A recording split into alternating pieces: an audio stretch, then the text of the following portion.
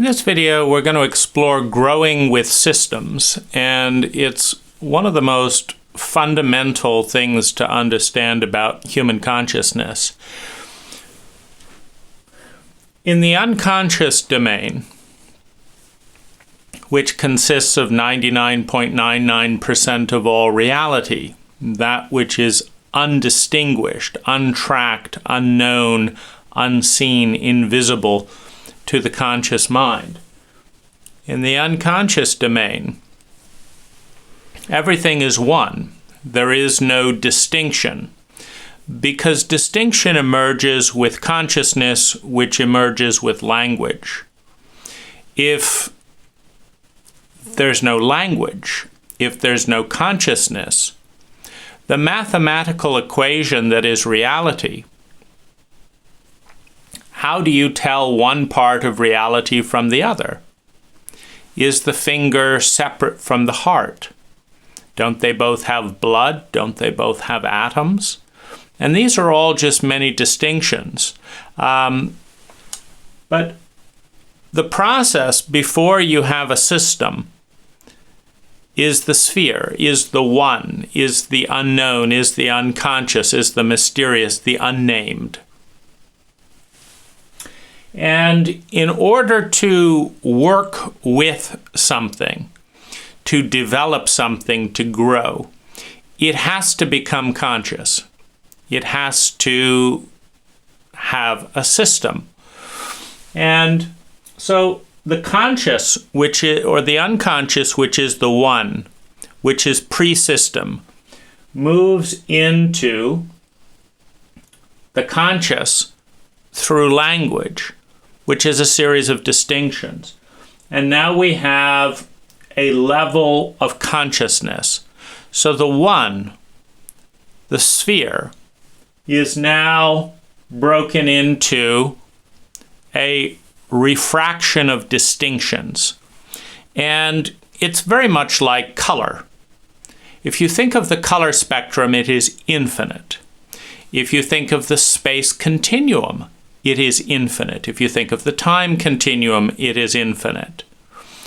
You don't become conscious until you start making distinctions. And distinctions come with language. When we take the infinite time continuum and say this is an hour, this is a minute, this is 30 minutes, this is 30 seconds, these are distinctions that facilitate consciousness of time. When you take the vastness and infinite space and say this is a mile, this is an inch, they're very random. They're just repeated demarcations, a rhythm, so to speak. But it is that rhythm that leads to consciousness. One is generally unconscious of sound, one is conscious of the sound, and the distinction with the silence in between. So, systems generally start out crude. They start out simplistic. One becomes two. So now you have, rather than a one, you have a binary system as two cells divide, etc. So systems start out simple and become complex. Now the level of consciousness one has as one enters system reality, moving from the unconscious mind to the conscious mind, determines the amount of complexity that one can be conscious of. For example, when you're 5 years old, you may not be able to manage the complexity of saying, I'm joyful about seeing the sunlight, I'm whimsical around listening to the bird song, I'm angry that my mother's hitting me, I'm happy that the snake that went by didn't come my way. You know, the reality is that an infinite amount of stuff is happening in each moment. Leaves are opening, oxygen is being exchanged, light is changing, shadows are changing. So an infinite amount of stuff is happening in every single moment. But we do not experience an infinite amount of stuff. What we experience is what we notice through the lens of language. And at a very dull level of consciousness, the only thing we may notice is that I'm me and then there's the rest of the world. Or I'm generally feeling left out. Well, what about the ground? Is that leaving you out? What about the floor? Is that holding you up?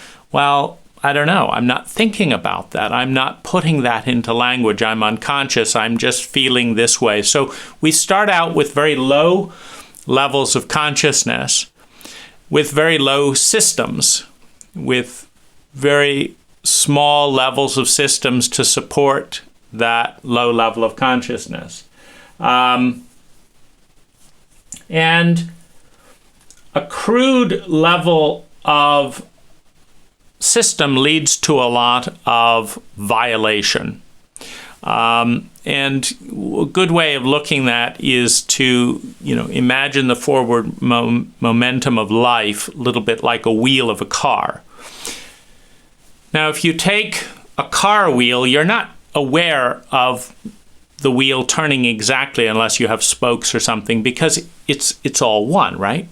But if you take the car wheel and cut off its roundness and have a square, if you systemize the sphere into a square or a cube, now you drive forward and you have a lot of violence. You have a lot of violation. It's a bumpy ride driving in square tires.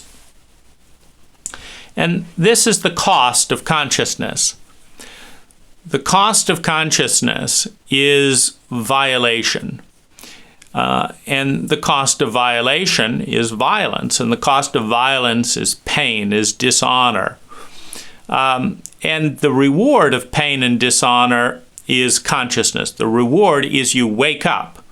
You may be falling asleep on those, nice, symmetrical, beautiful wheels, but as soon as those wheels turn square, you driving along even 10 miles an hour is a hell of a bumpy ride, and you are, what the hell is going on here? Stop the car, get out. What's wrong with this system? So as soon as you take something into a system, it's not perfect. No system can be perfect. And that's, I think, the most important thing to understand. A system cannot be perfect, but it can be conscious, which means that consciousness cannot be perfect, but it can be conscious. And in its consciousness can become conscious of its own imperfection. And this really is the fall from the garden, the fall from grace, the fall from the oneness, to create a series of distinctions. In the Christian mythology, it's the fruit between the knowledge of good and evil. Well, that's really language and distinction. So we're in the oneness, we're in the paradise of oneness, and now we're going into the system of duality, good and bad. Well, a dualistic system is a pretty painful system. It's even worse than a square. This is a 4-point system. A dualistic system is binary. So levels of consciousness equals levels of violation equals level of grace. Now, the evolution of a system begins once it's conscious. So the simplest system is binary. Good and bad, right and wrong, up and down, left and right. So these are binary systems. And they're the most difficult.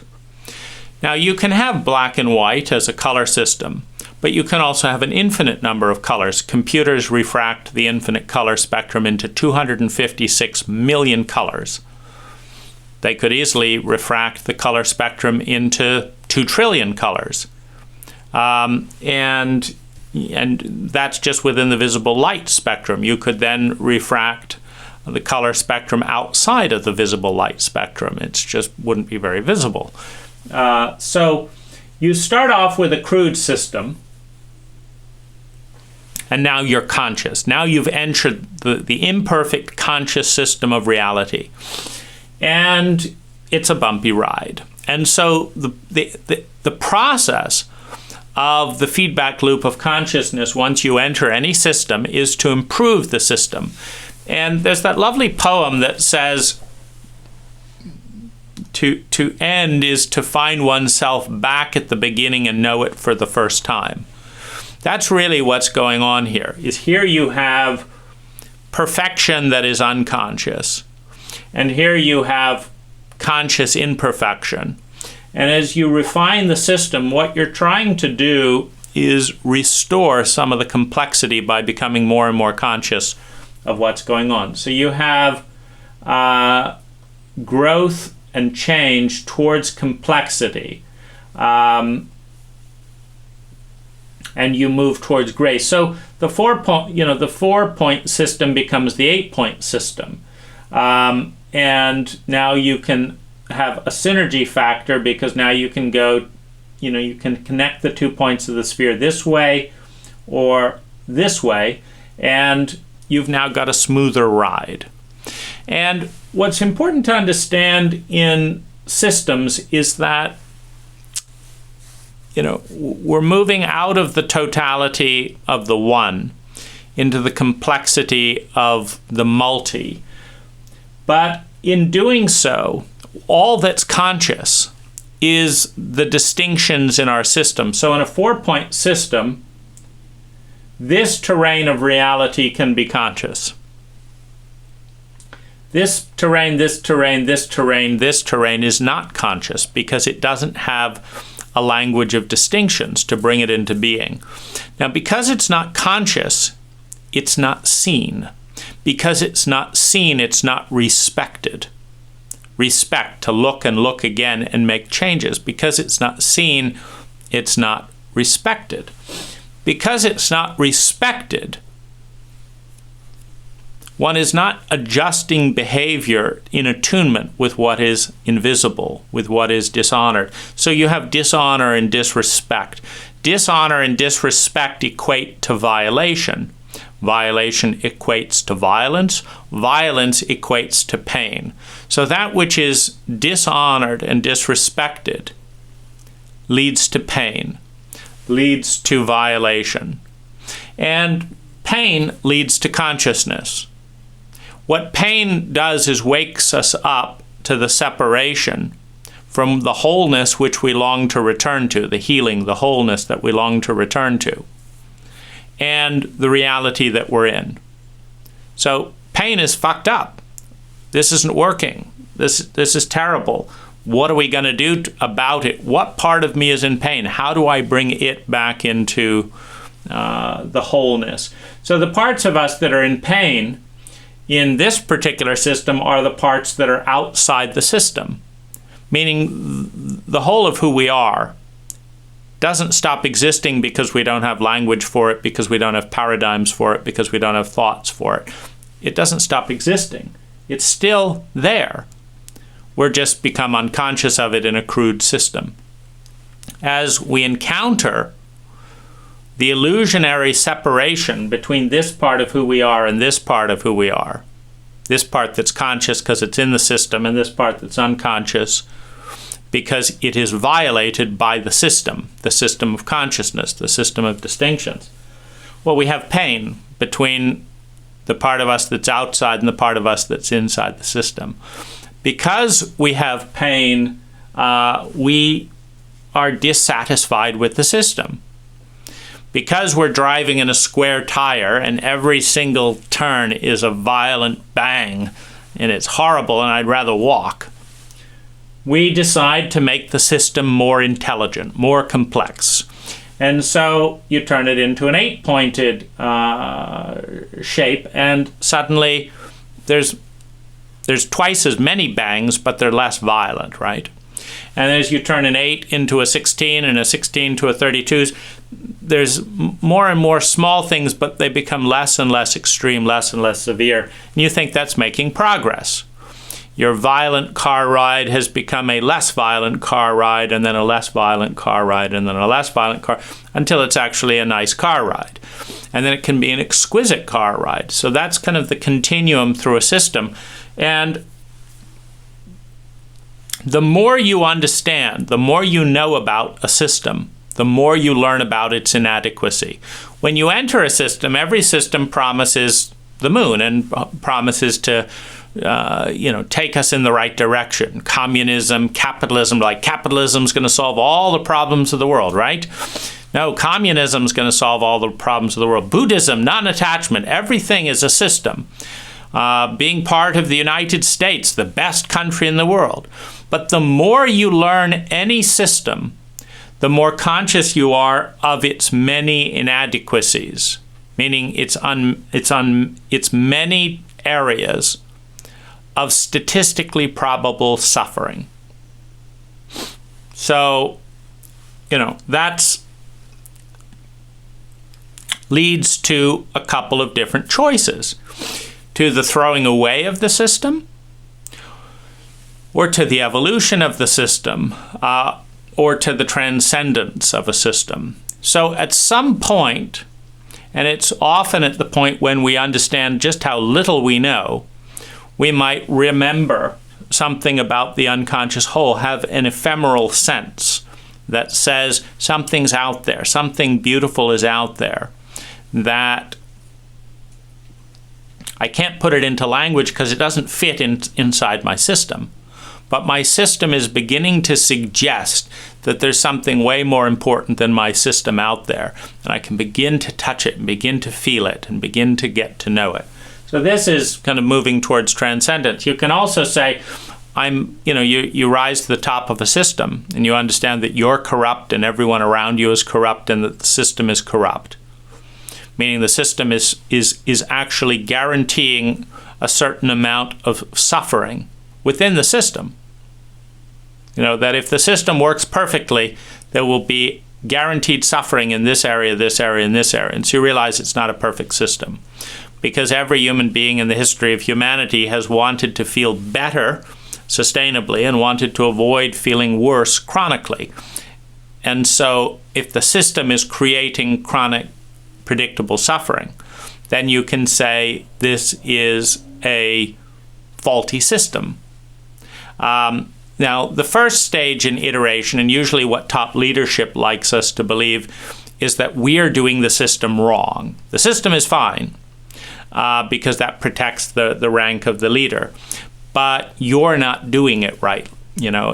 And so this is the first stage of the system, is understanding in an imperfect system that you're not doing it right. As you get closer and closer and climb the hierarchy, you realize, no, I'm not doing it right, you're not doing it right, the system is itself flawed. But now that you've got high rank in the system, you've got a difficult conflict of interest, because you're now in the place where if you destroy the system, you lose your rank. But you know more than anyone else just how fucked up the system is. Because you watch and you have more data than anyone else about all the things that aren't working in your system. And so you have the question of what to do with this situation. You can either decentralize and kind of do you can open source the system, basically. Here's all the data, here's all the problems, here's how I'm doing it, here's how we've done it in this is the results, these are what we could do. And we're just looking to create a better system. You can open source a system, but then you lose rank and you lose control, which those at the top of most systems don't want to do. Or you can keep the flaws of the system secret as long as possible. So when you're president of the United States, you learn all kinds of things about just how fragile the system is. You learn about the monetary system in the Federal Reserve doesn't really work. You learn about the limitations of the military. You learn about the fact that we're vulnerable in all these ways we don't know what to do with.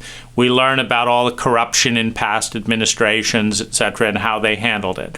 And basically what you learn is that this is an incredibly flawed system. But you also learn that in that flawed system, people want someone to pretend that they know what they're doing. And so if you pretend to know what you're doing and look presidential and all that, then you get high ranking. If you tell the truth and say, look, this whole thing is a joke. this system is flawed, this system is flawed. I don't know what I'm doing over here. I don't know what I'm doing over there. The past administration fucked you up over here. The one before that fucked you up over here.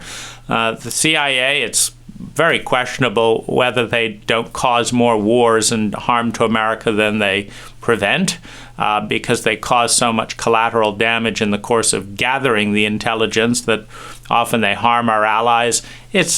Nobody really knows. Maybe we'd be better without them existing, particularly when they cannot spot a single Cuban spy, as it turned out when one defector came over and the entire spy network with Cuba turned out to be dual agents, and nobody using all the best technology. The whole system is just falling apart. Maybe it's worse than nothing. And that's a very interesting.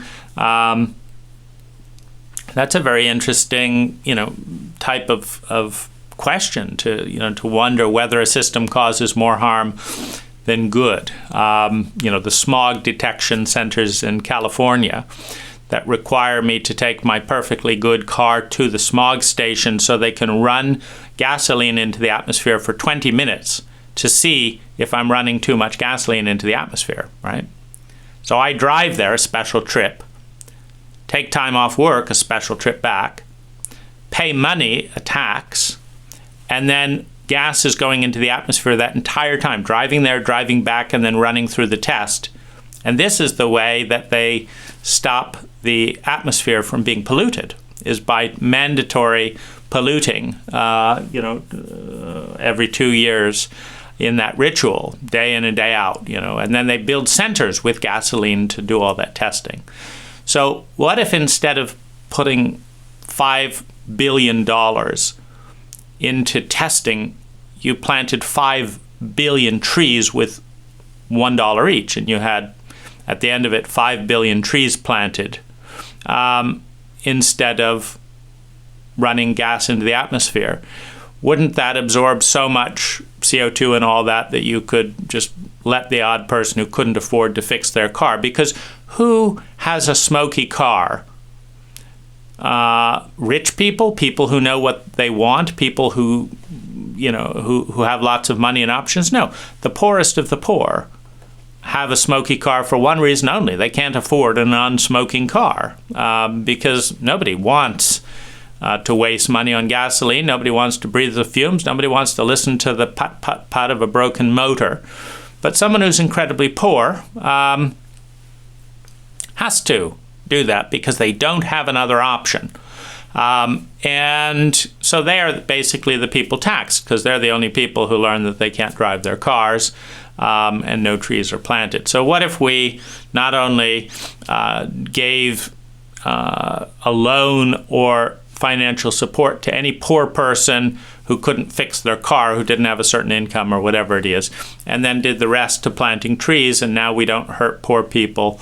We have 5 billion trees planted, and we're not polluting the atmosphere and adding an annoying chore.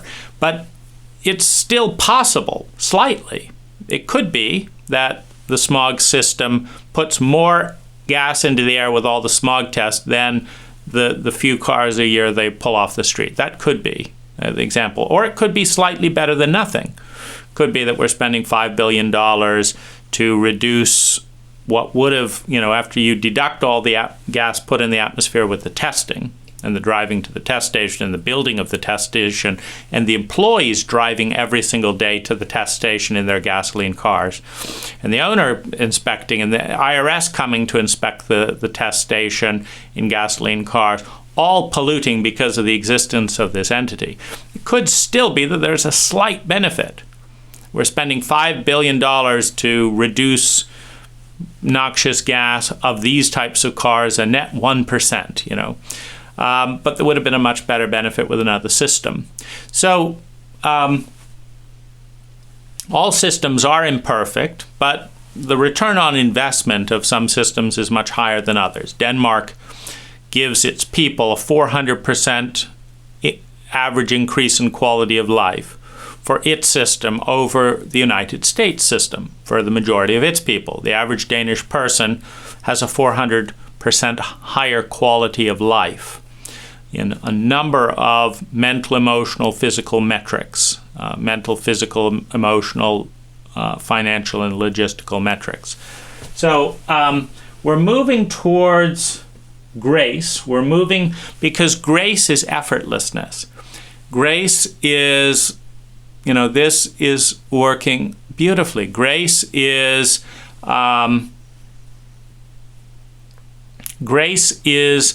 the movement back to the one, the movement back to the sphere. A wheel in a car turns gracefully.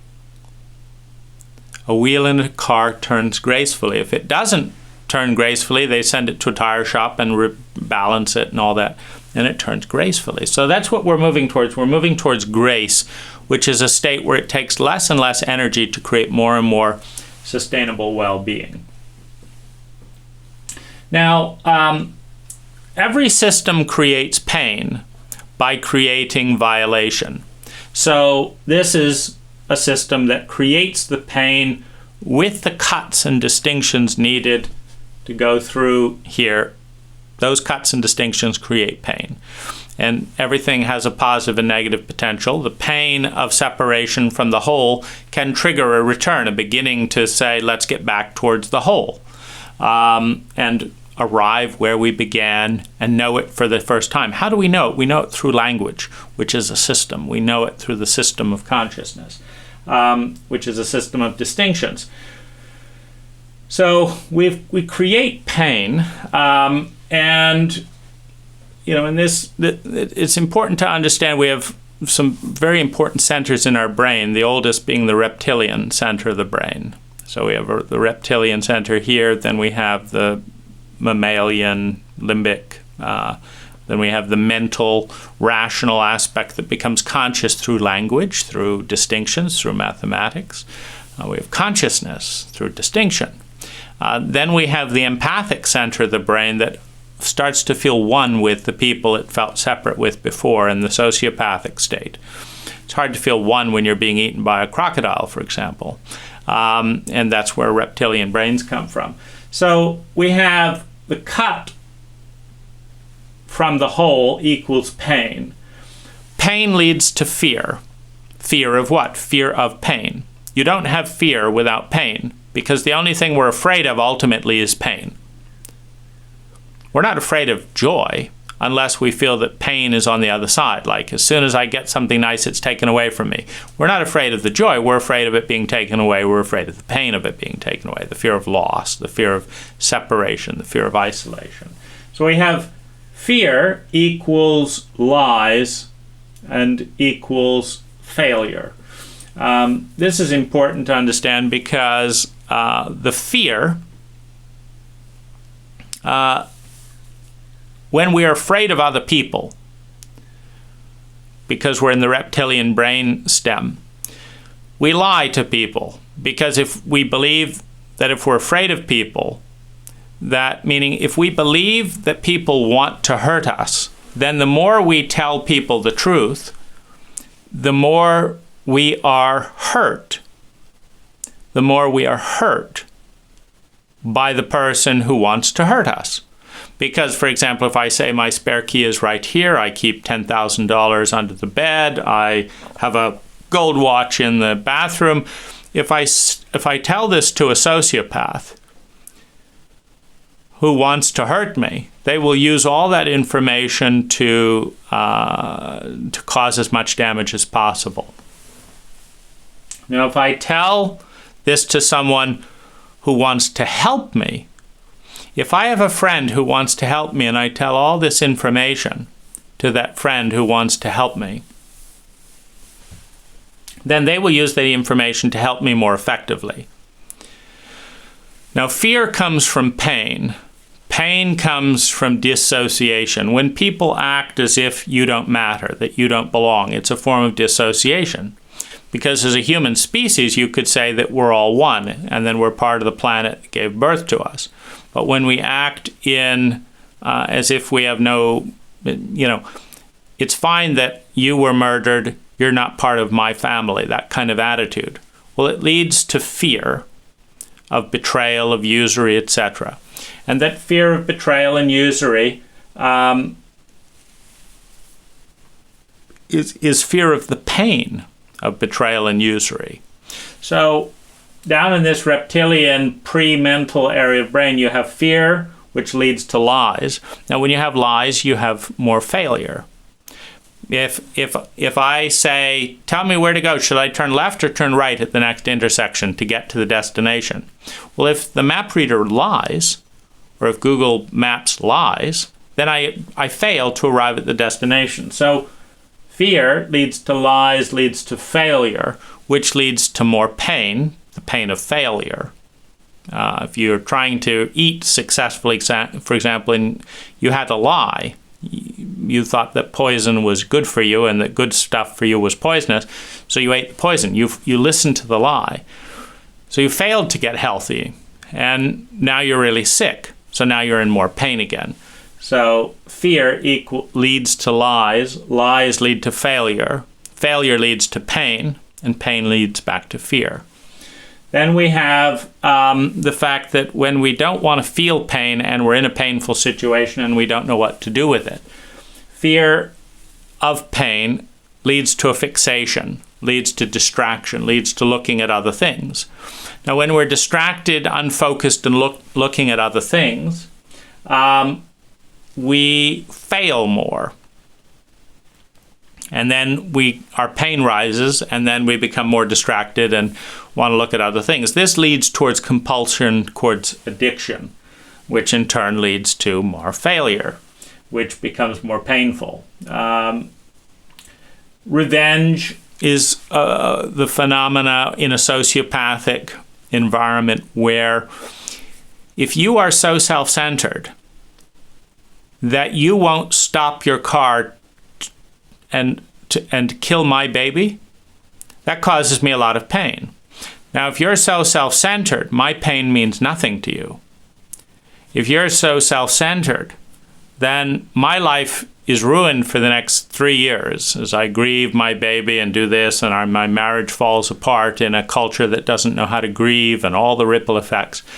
And the flaws of the system, are revealed.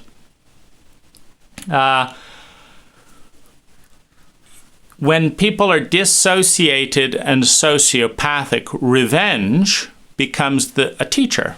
Because revenge teaches us that we're more connected than sociopaths think.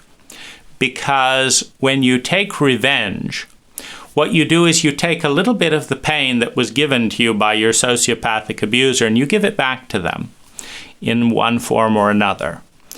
And this completes a circle, meaning the sociopath is telling a lie. And what the sociopath is saying is, I'm not connected to anything or anyone. I'm separate. Now, mathematically, this is a lie. Every single thing about them, from the fact that they were born, from the electricity they use, from the oxygen they breathe, to the clothing they wear, to the cars, to the technology they use, every single thing about them is interdependent with every other part of the universe. So it's a lie to pretend that what happens over there has nothing to do with me. That's a lie. It's a sociopathic lie. I'll take your money because your suffering doesn't matter to me, and because we're distinct. And so when the victim of sociopathic behavior bashes the other person over a head for stealing their money, suddenly the sociopath says, maybe we're not so separate after all. Maybe we really are connected because we are connected in pain. You're obviously upset, and now you've made me feel upset. After a few hits with a baseball bat, I felt really upset as well. And so we must be connected. So you have a trend from the lie of isolation and separation to the truth of interdependency. But revenge is the technology that must be utilized to communicate impact in a sociopathic environment where the person you're dealing with is sociopathic. Avoidance is just another form of addiction. So when you avoid dealing with something, it generally fails, doesn't perform as well, and then that creates pain because you wanted it to, and now you're separate from your desire. And pain leads to fear. I hope it doesn't happen again. And fear, I don't want to feel this fear. I feel so anxious, leads to addiction. I'm going to eat something or do something so that I don't have to feel all this. And then when I'm not feeling all this and learning from it, I'll repeat the mistake, create more pain, start the process all over again. Now this is the lower region of the brain system. The upper region of the brain system, we have growth, the movement from the square to, the 8. We have life, we have flow from one form, we have change, we have breath from one thing into another. We also have synergy.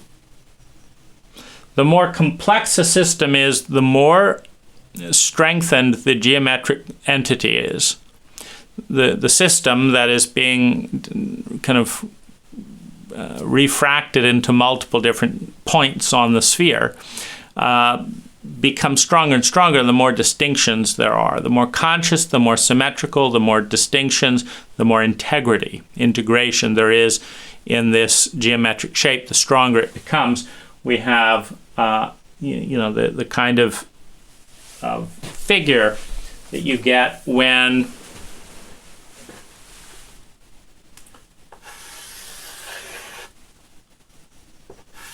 you just have every possible connection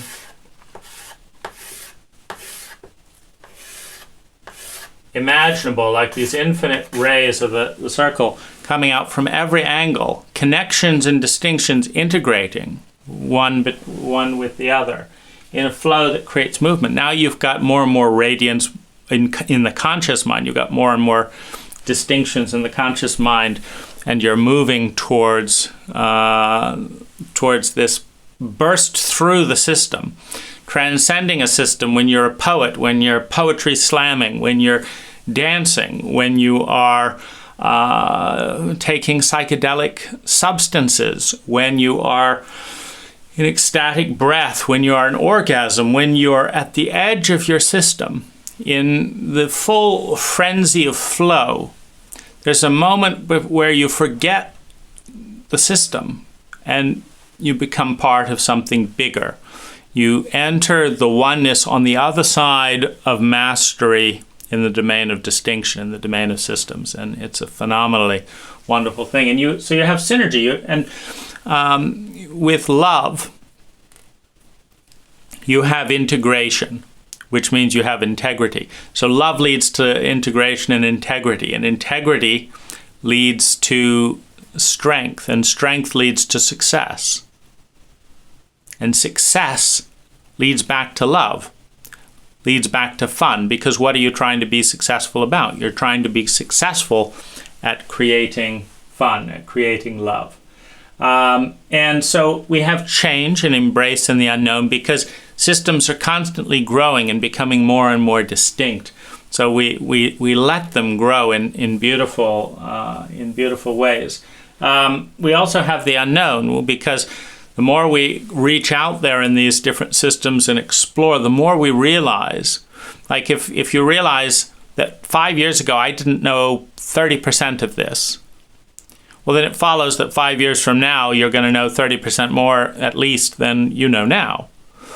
Well, if that goes on infinitely, then it suggests that the vast amount of reality exists in the unknown. The unknown that nobody knows is unknown, because nobody knows that it even exists, let alone know what it is. So you've got the empathic, in the rational brain in the middle going on up here as systems become more and more graceful. Here's the thing. As a human being, you need a system. You need principles, you need values, you need routines, you need skills, you need roads, you need driveways, you need electricity, you need systems. And we need to enter a system fully to reach the point of becoming conscious of the incompetency of the system. That's the point where we can either migrate to another system, or transcend the system or create a brand new system to respond to the data that's coming back negative about what we're doing. And then finally, you need to exit a system. You need to die and exit the body system. You need to have transcendent moments where you realize you're all connected. You need to you need to understand that your system is flawed and that it's part of an infinite possibility field of systems, and that there are always better systems that lead to more consciousness. So a good system has symmetry, because we're moving towards grace, which is the efficiency with which energy is transformed into human well-being. We're looking at grace, the efficiency with which energy is moved from one place to another.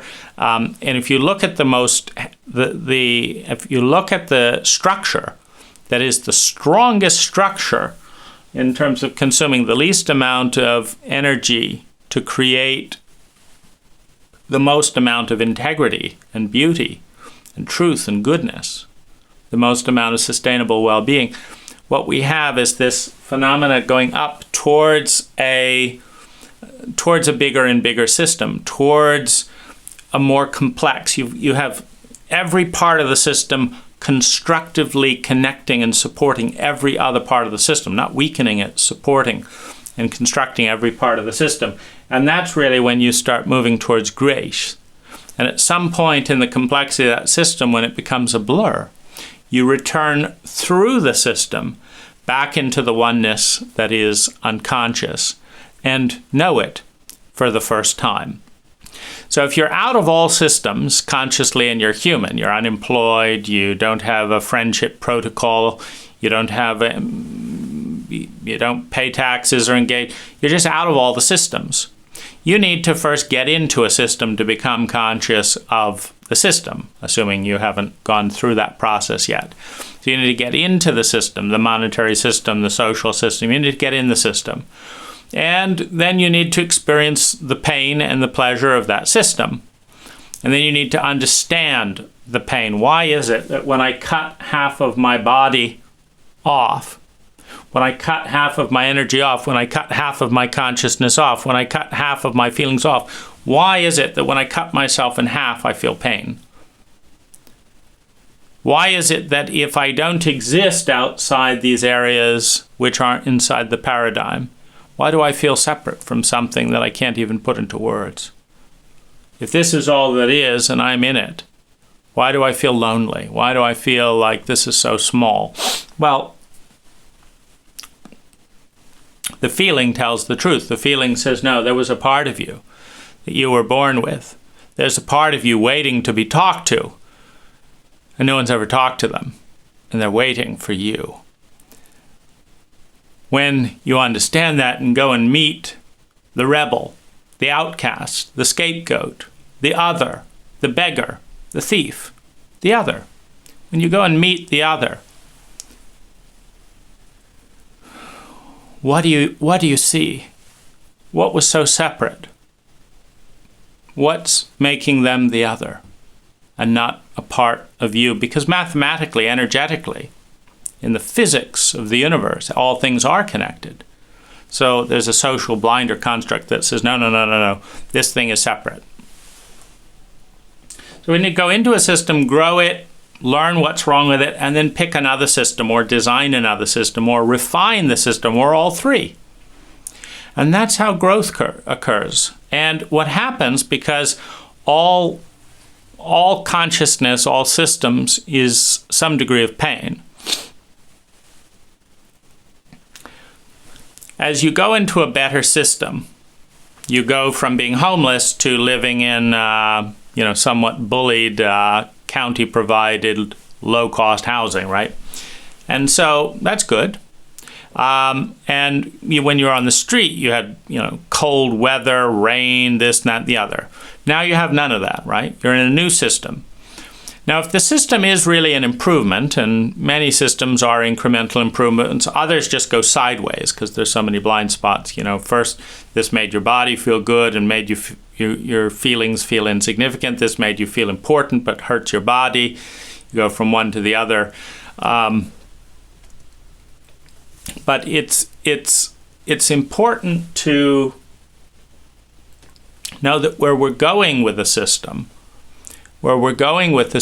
is towards evolution. We're evolving so that there's less pain. Now, when there's less pain, hedonic adaptation kicks in and makes smaller things bigger issues.